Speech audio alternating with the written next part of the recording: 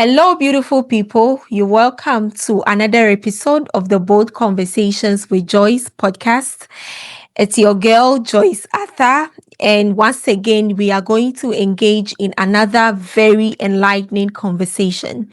So, in recent years, the digital world has transformed the way young people learn, the way they create, and in the way they build opportunity.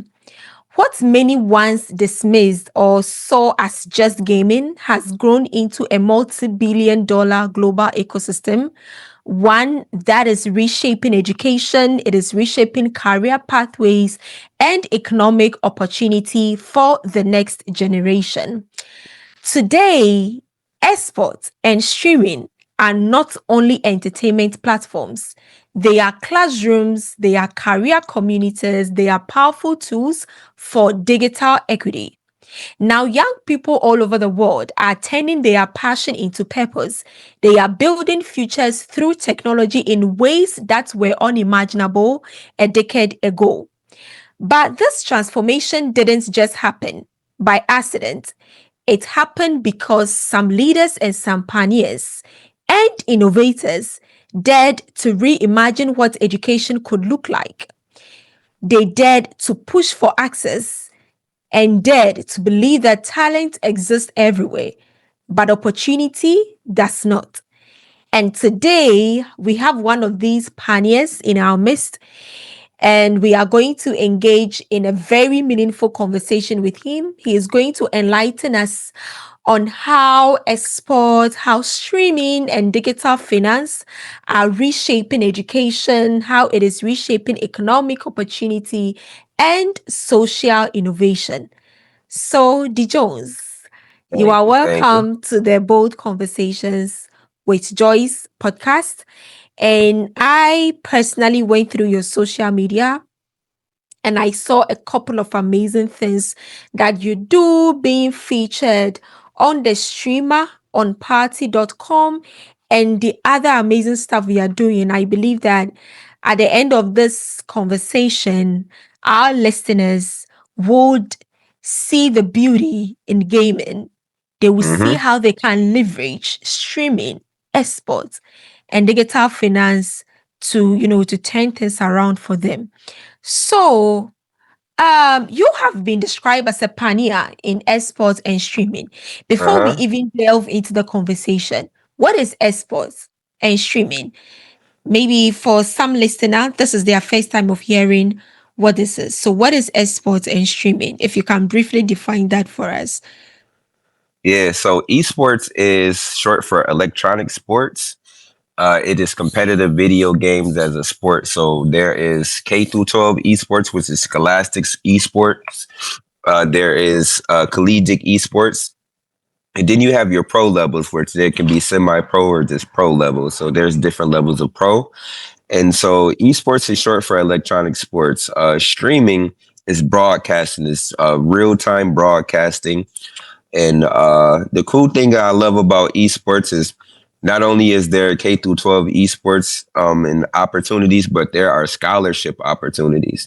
The cool thing about esports is you don't have to be a gamer. You don't have to be a person that loves video games or good at video games. You can also get an esports scholarship for broadcasting or shoutcasting and streaming. So kind of how we're on this podcast, and this is a broadcast, there are people that can get scholarships for doing this same type of thing, finding their voice, finding their niche. It's not just the competitive side of gaming, which is cool.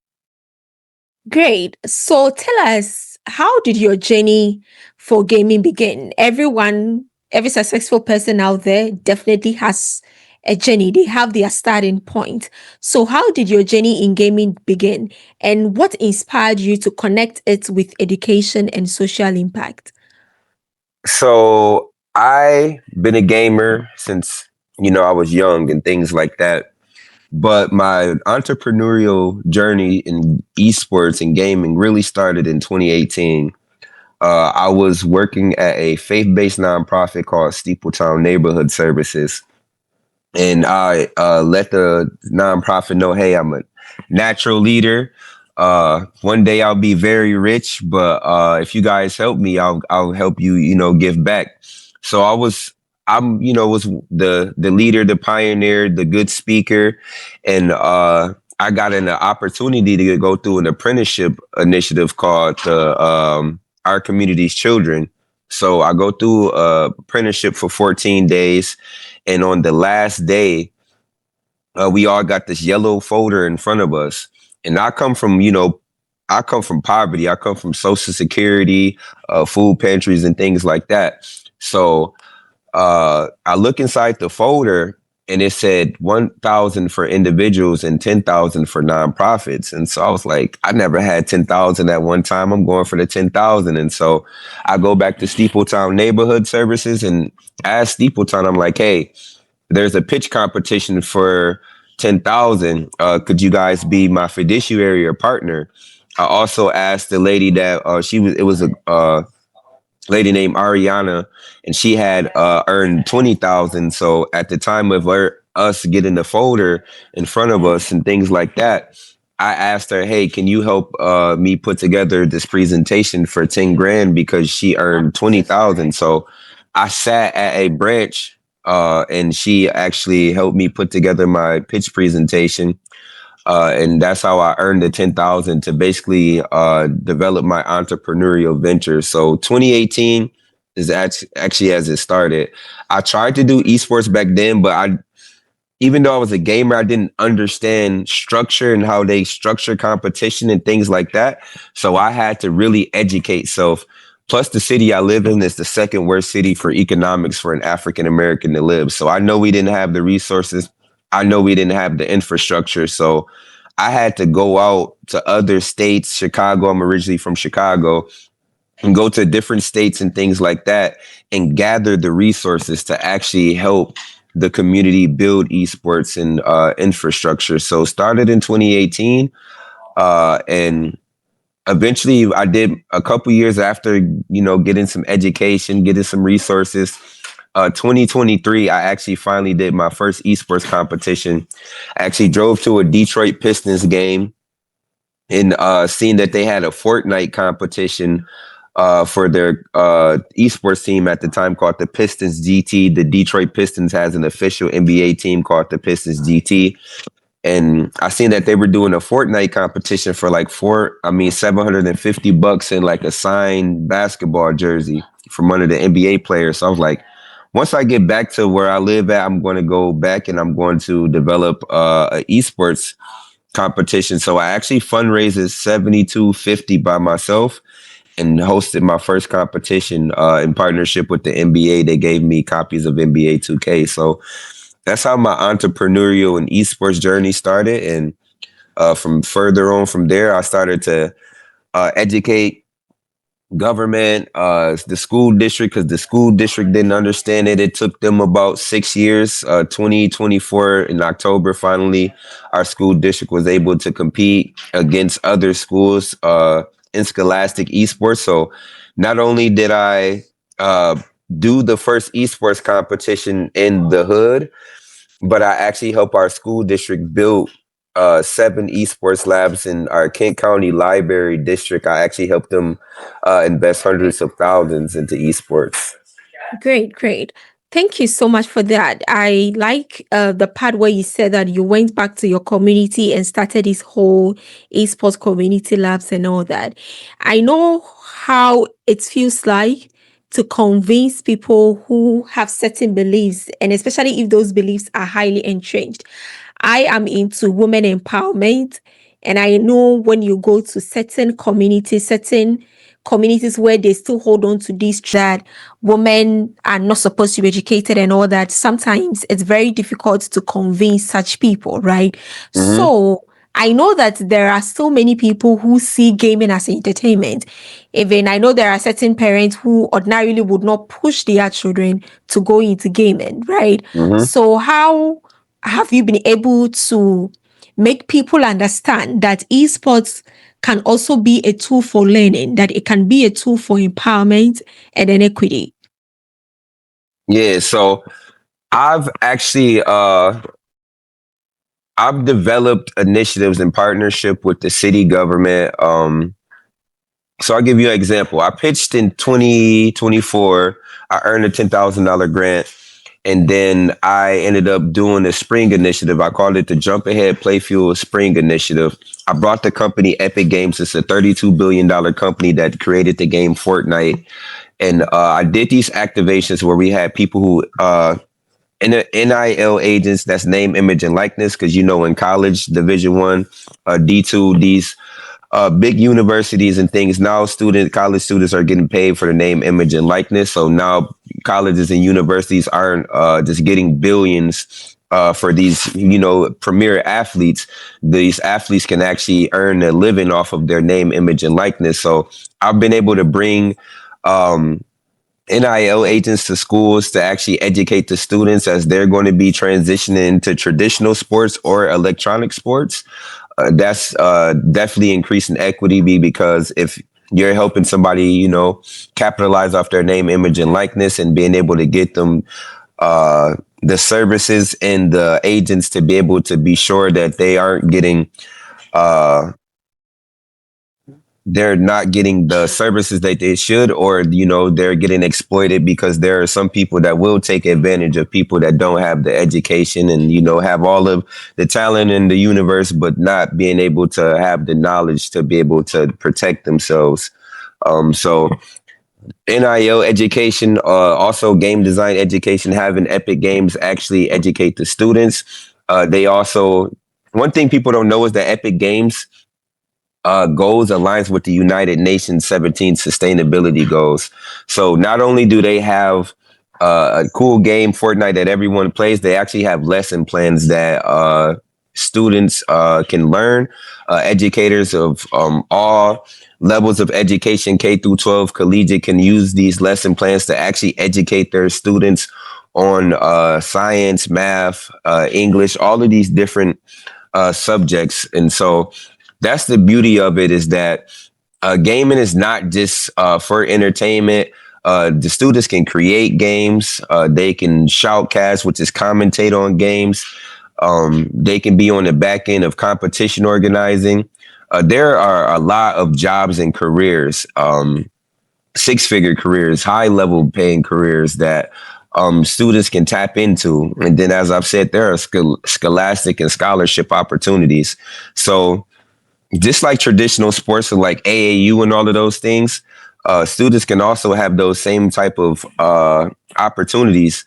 But the cool thing about it is esports is actually the number one entry point to STEM and STEAM careers. So that's the beauty of it, is that you can increase digital access and equities by in STEAM and STEM, which is huge, just from gaming and esports. So it is, good to educate people and let them know that, hey, it's not just about, your kid playing a game, but your kid can design a game, an entire game that where you can create jobs and careers and ecosystems.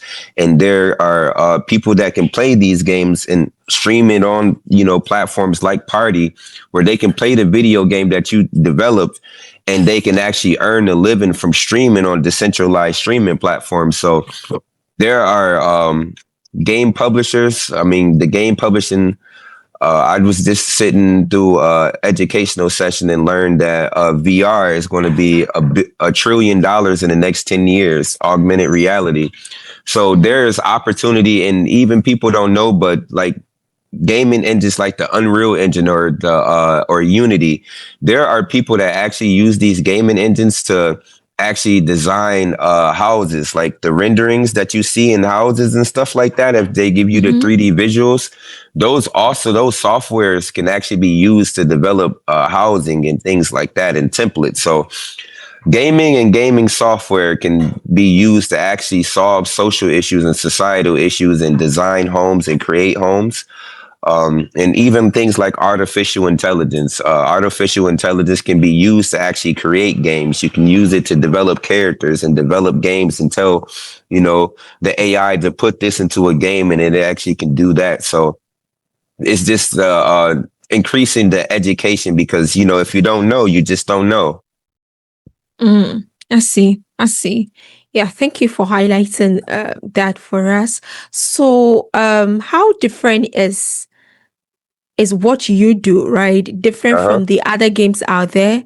I know there are other games out there that people play not necessarily for something positive, right? You Mhm. know, we have games that might not necessarily bring a meaningful impact to both the person playing the game and then to the person that they are playing the game for. So, how different is yours from the other games?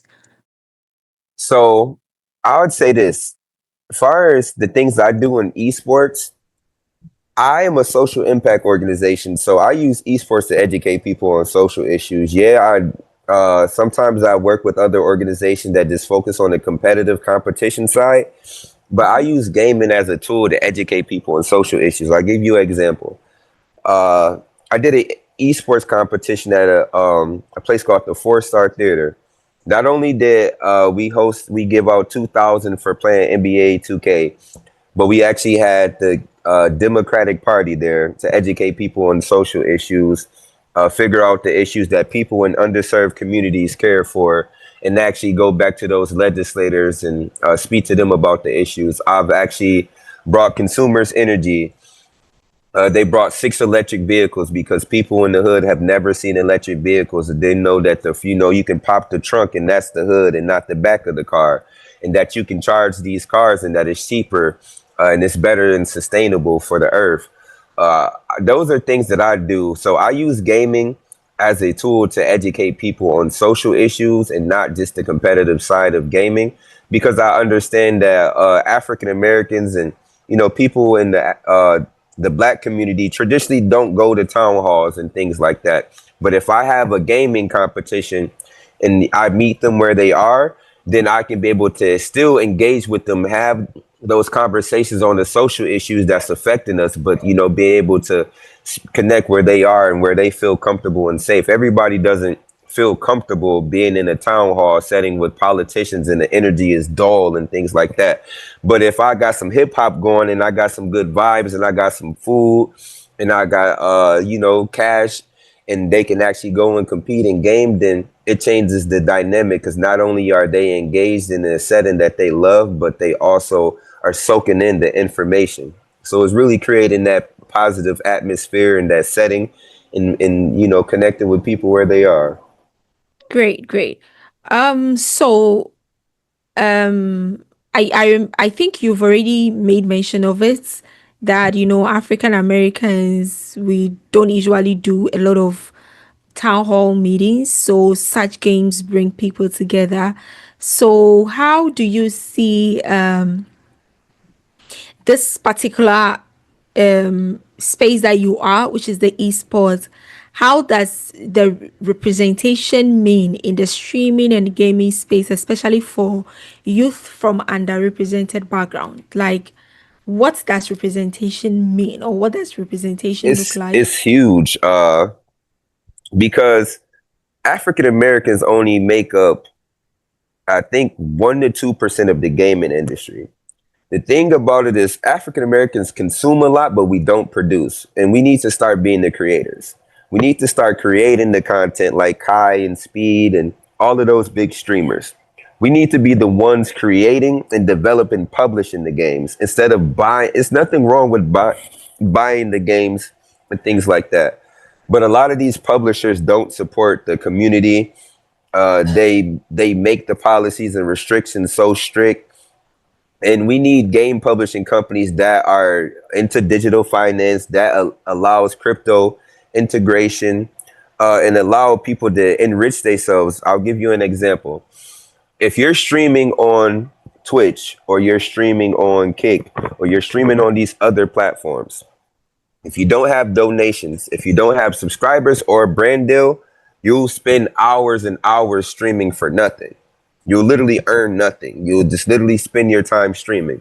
But if you're streaming on a decentralized streaming platform like Party, then you actually earn something called party points that can be converted into their cryptocurrency, which is the party token.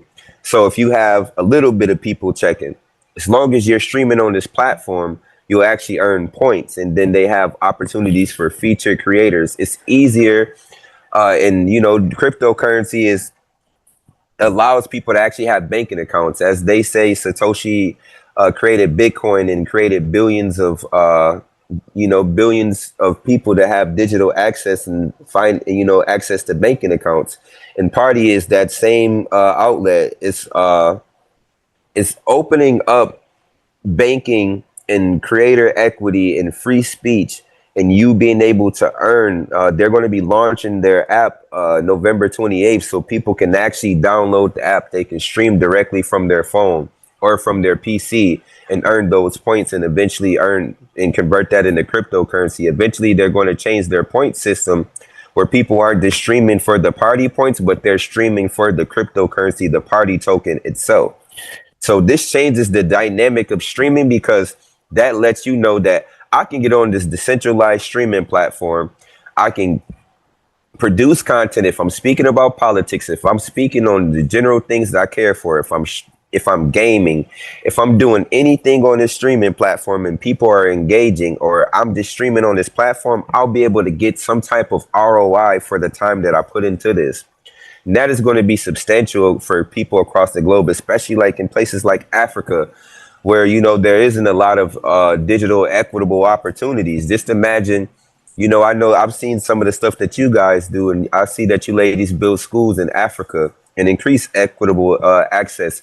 Just imagine gaming or a computer lab where young ladies and young men in Africa can actually go into a computer lab. They can stream and they can actually earn cryptocurrency. They can have a digital wallet that those coins that they earn from streaming, the content, the gaming, them speaking, them dancing, whatever they like to do, they can actually earn something for their time. And like I look at the future as eventually this party token, it'll be adopted by colleges, universities, it'll be adopted by the government, because who wouldn't want to be able to stream and voice their opinion and also get paid? Like I get paid as a featured creator which I get paid 1,000 every 30 days in stable coin. And not only do I get paid in USDC, but I'll also get those party points that'll be eventually converted into cryptocurrency. And as I'm doing things like, hosting the largest esports regional finals at the DeVos Place, which I just recently done, as I'm increasing our equitable opportunity and housing access, I also chair a $20 million community hub and building an esports lab there, helping nonprofits that are being displaced, actually get into the core root of the social issues. The opportunities are going to be there for me to get paid 5,000 plus and actually get some equity into the company party itself. So anybody can do this. Like there's a young person in Africa that probably dreams of being a streamer. Maybe they'll be a party streamer and they can, eventually, stream off of their phone and be one of the biggest streamers in Africa, or, be in Africa and be the biggest streamer in the universe. So I just like to open those thinking creative and broaden people's horizons, because as the streaming platform and as it get bigger and people starting to adopt it and countries start to adopt the platform and cryptocurrencies, I know that this will be a huge opportunity for people to really build digital equity for themselves and really actually get rich from it, and actually be able to purchase homes. You can buy Bitcoin. You can actually, what they say with like 1 or 2 Bitcoin, people can actually buy a house. You know what I'm saying? And so I see Party being a platform where people will be able to stream and earn the coin, but they'll be able to buy it and exchange it. And eventually there will be streamers that got so rich from streaming that they can start buying houses and they can buy buildings, and you can take the liquidity from your coins and invest it into things. Like one of the things I like to do is actually get rich from streaming, use some of my coins to purchase 3D printers and actually start 3D printing houses.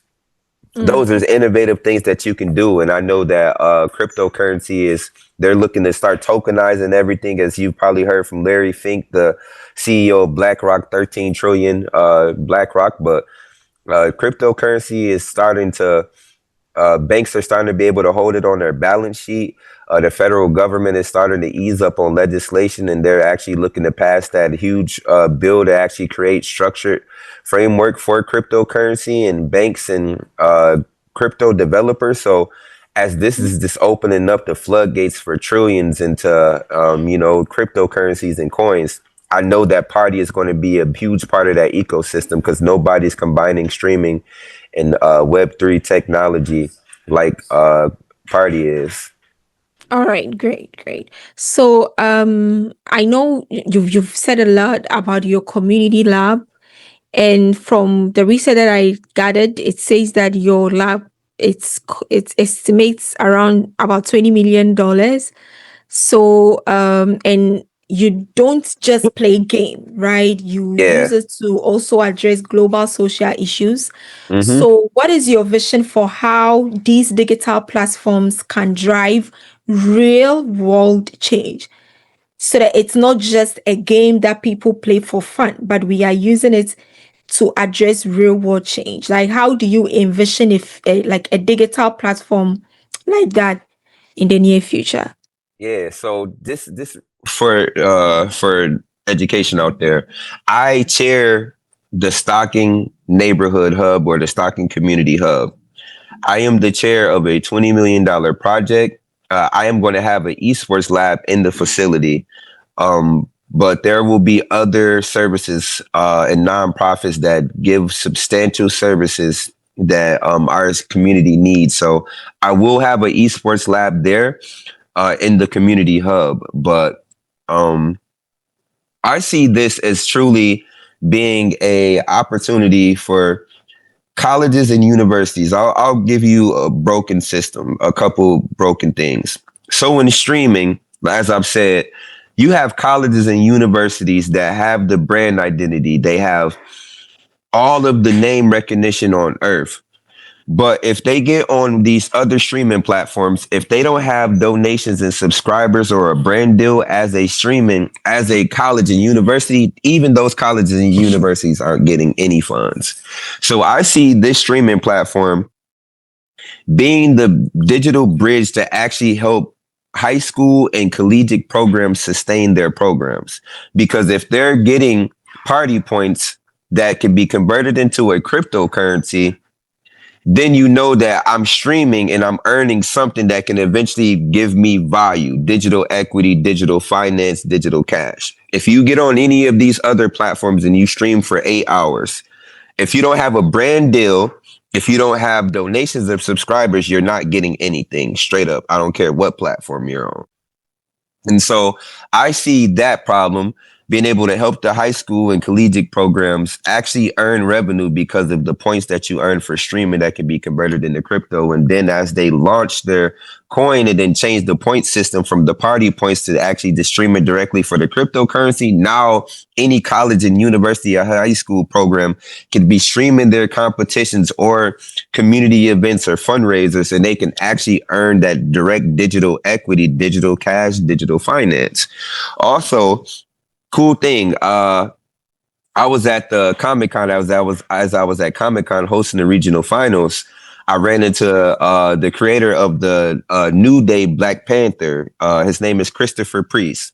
He created the Chad Boswick Black Panther that we all known and love, but Chad Boswick happened to pass and fly on to his beautiful spirit.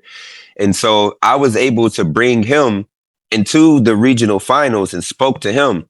And one thing I learned as I was speaking to him is you have people that develop these comic books and all of these huge publications.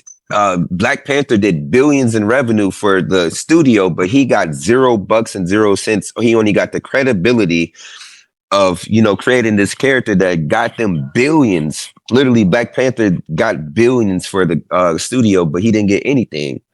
And so someone like that has the story, that has the comics, that has the knowledge, someone like Christopher Priest can get on a party. Even those other there are a lot of people that develop, high level legendary comics and things like that, but they don't get any royalties. Now imagine somebody that created the Black Panther, that created comic books of all different kinds of superheroes, can actually get onto a streaming platform where they can educate the general public on the comics, their designs and things like that, and actually get paid and earn some digital revenue.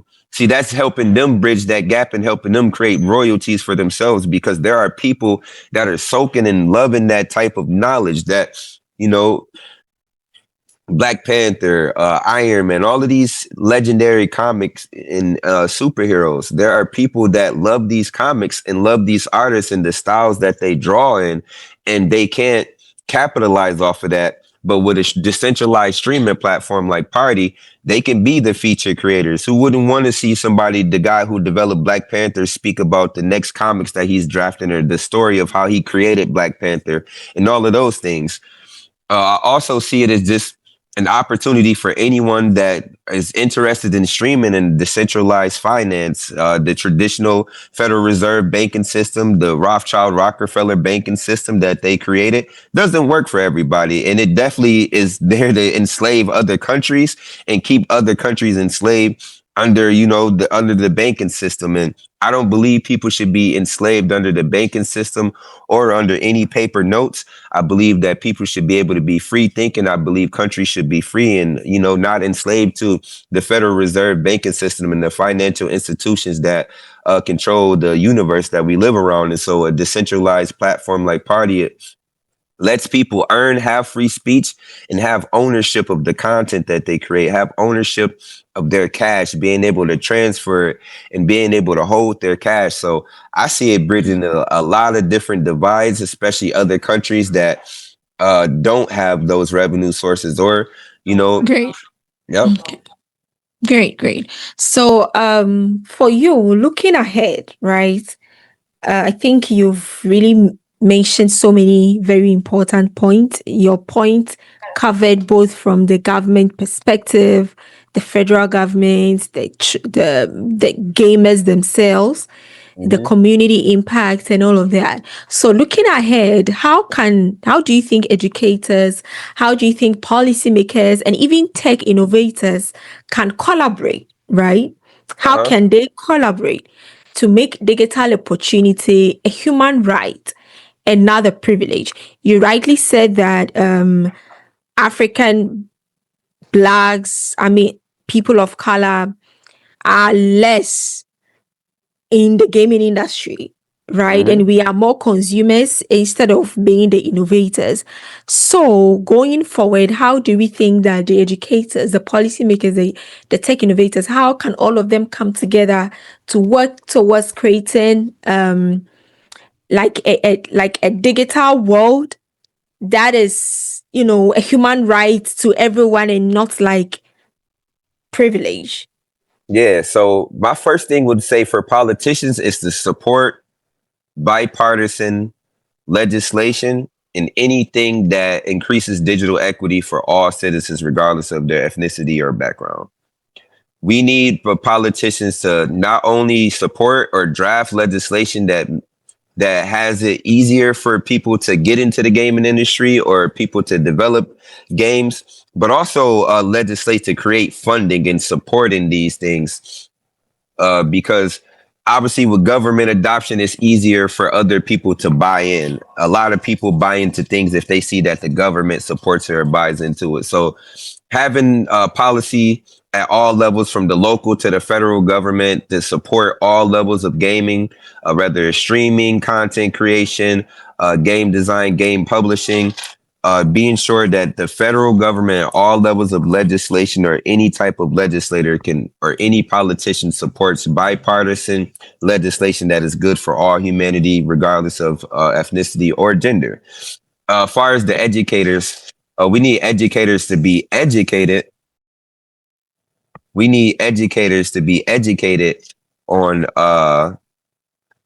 esports. We need the IT directors to be sure that we have broadband access, because you need internet, but we also need them to understand infrastructure and how infrastructure works, and being sure that infrastructure is set for the entire district and not just certain schools, because esports starts for K through 12. So being sure that every single school, every elementary, every middle school, every high school has esports infrastructure and broadband to support competition at all levels, because esports starts at fourth grade and ends at 12th grade, and then you go to collegiate and pros. And so being sure that IT directors, educators, superintendents all support it, understand infrastructure, understand that there's a pipeline to go from literally competitive competition, uh, to education, to careers, to, you know, professionals, where there are professional pro players that also get paid, and that is their career, besides the people that design the games, the people that shoutcast,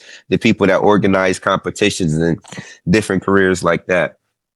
And then so the educators, the politicians, the educators, and then the community just, you know, stop consuming and start producing. Like, you can get on the podcast, you can speak about the games. That's being a consumer. It's not just about you buying the games, but you speaking about the games. You producing content, not just consuming content, but producing the content. You producing the games, you publishing the games, you hosting competitions. We need to start creating. We need to start believing that what we create, because some people forget that American history is African history. It is, our American history is African history. And so we need to step up. We need to step into our roots and step into our intrinsic souls, and be the producers, because we spend trillions. We have trillions in spending power,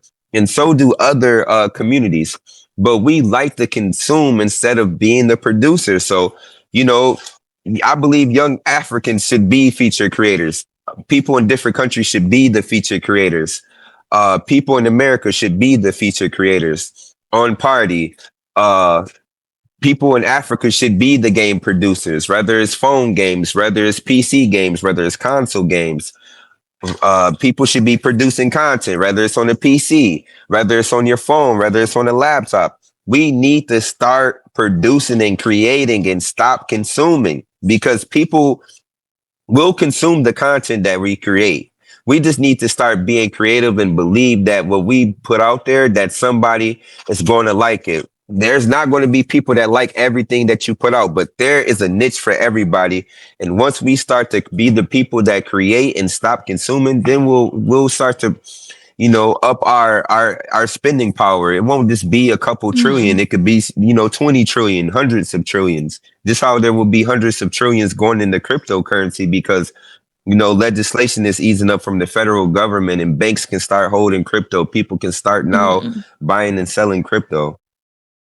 Great, great. Let me, before we wrap up the conversation, let me ask this question. You rightly mentioned that Africans needs to be innovators, right? Instead of always consuming, we need to be creators. So you have worked with a couple of African American kids. So Yeah. what do you think are some of the potentials that you've seen in them? And what do you think are some of the things that limit us from being creators? Like, what are some of the things that prevent us from seeing ourselves as creators? And then we always prefer to consume rather than creating. What are some of the challenges that you have observed? I think a lot of the challenges I see is lack of access. A lot of people don't have access to PCs and laptops, because a lot of these streaming platforms, you need a laptop or you need a PC. So if you don't have a computer, usually you can't stream on some of these platforms. The beautiful thing about party.com in party, PARTI.com, is they're going to be launching their app November 28th. If you go to PARTI.com, you will actually see that at the top it says pre-order the app. So people can actually utilize their phone, Android, iPhone, all of the different types of styles of phones that they got across the globe. You actually can pre-order the app, and then eventually you'll be able to stream directly from your phone and earn digital finance, cash, and equitable access to streaming. And so I see is just a lack of broadband access, lack of technical access, lack of equipment. Those are the biggest things that I see, because if people had the access to, high speed internet and consoles and PCs and laptops where they could stream, obviously you'd see a lot of people streaming. Like, if there were somebody that gave a billion, I'll say this: if they gave,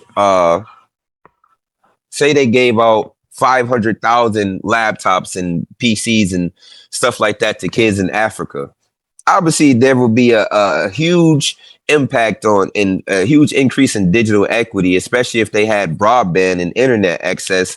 And these kids can start streaming and start earning and being themselves. And there are people in Africa that care about politics.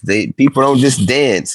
People are also very creative. They develop cars and innovate and do different things. So even then, like, people in Africa being able to stream and show that, hey, the stereotypes and the biases that you guys think that we do, we actually go do this, and we actually 3D print homes too, and we actually develop cars and stuff like that. So being able to decentralize stream and show people different lifestyles and break biases and barriers, that is something that also that Africans and people in other countries can do. So just being sure that people have access to internet and equipment could definitely increase digital equity and opportunity too. And those are a lot of the things that I see. Just people don't have the access to the tools and the resources and equipment that they actually need to enrich themselves. Great, great, amazing. So that has been so amazing. So, Dee Jones, what will be your final words to any young person who might be listening to you and wanting to turn streaming maybe into a sustainable career? What are some of the advice that you would give to such an individual? First thing I'll say is believe in yourself. Have confidence and have self-confidence in yourself. Don't let anybody tell you that you can't do anything or you can't achieve anything. At a time, I was streaming and just getting party points, and people were like, "You just doing that for nothing." I'm like, "I'm getting party points that eventually be converted into cryptocurrency." But then I became a feature creator where I was starting to get paid 1,000 every 30 days as a feature creator and streamer. So I'd say, believe in yourself. I'd say focus on your vision. I'd also say if you have a network of people to introduce, do introductions. Like, I didn't just become a feature creator by being a cool, person that has a lot of cool initiatives and innovative things going on, but I was actually introducing celebrities like Chief Keef. I actually know Chief Keef in his gaming team, Chief Keef Glow Navy. I actually got my cousin an internship in Chief Keef's Glow Navy, educated students around my community on gaming and music. I've actually uh, gotten Ohio State University and all these other colleges and stuff like that. So I would say utilize your network, utilize your resources, your contacts, introduce them to platforms. If you're streaming, if you happen to run into a CEO or a COO or a CFO, do intros, because I got paid as a streamer by doing intros and streaming and staying persistent and dedicated. So don't not use the network and the connections you have, because you probably have a connection to a friend or a celebrity or somebody that can get on the platform and that can also help you enrich yourself. So utilize your network and believe in yourself, and don't let anybody tell you can't do anything, because I am somebody that came from SSI checks, poverty, food pantries, and now I've been able to bring the largest regional finals in the entire United States for esports and gaming to the DeVos place, which are billionaires. They're looking for us to host this for the next couple years. It's only going to get bigger. And I'm also increasing digital equitable opportunities on Party, and eventually I'll be able to get paid higher than 1,000, but 5,000 plus, and also getting equity into the company. So if they happen to ever sell it in the future, which I hope they don't, but if they happen to sell it, then I'll actually get equity besides not being a part of the platform or still being a part of the platform. So yeah, I definitely say, never give up on your vision, focus on your goals, but just don't let anybody tell you can't do anything. Have confidence that you can do anything, because all of the naysayers are going to be looking at you crazy as though those funds are being deposited into your account. Wow, wow, wow. What an incredible eye-opening conversation, Dee Jones. And we want to say very big thank you for sharing your brilliance, for sharing your vision, and also for your unwavering commitment in using technology as a tool for transformation. So today's conversation, for me, it has reminded me that the future of education and opportunity is digital, and it belongs to those who are bold enough to build it. So if there is one thing that everybody listening to this podcast should take away from this episode, it is that esports, yeah, I think you've taught me the right word, esports, Esports, yep, is that esports. esports, streaming, and digital finances are not distractions. I think those are one of the stereotypes that we need to get rid of. And we Hmm. need to begin to see them as a powerful pathway to learning, to leadership, and to economic mobility. And I would say that when we invest in digital assets, we are investing in hope. And we need to include young people in this digital innovation. I know young people are usually the last demography to be considered whenever it comes to innovation. Meanwhile, we are the future leaders. When you look into the gaming industry right now, those who are playing it on TikTok, you see young influencers, playing these games and all that. So meaning Yep. that there is no way that we can talk about digital innovation and leave the young people behind. We need to make sure that we are including them. And also, we need to treat technology as a bridge and not a barrier. We need to create that, we need to see that it is a future that can be truly equitable. So here is a call to action for all of us is that we need to continue to champion digital equity in our schools, in our government, our communities, and also in our homes. And as Dee Jones said, we need to support young people, not just as consumers of technology, but as creators, as innovators, and as industry leaders. And we also need to challenge these outdated systems and also build new spaces where every young person, no matter their background, has the tools, they have the trainings and access to thrive in this digital economy, because the Yep. world is changing. And our youth deserve to be more than spectators.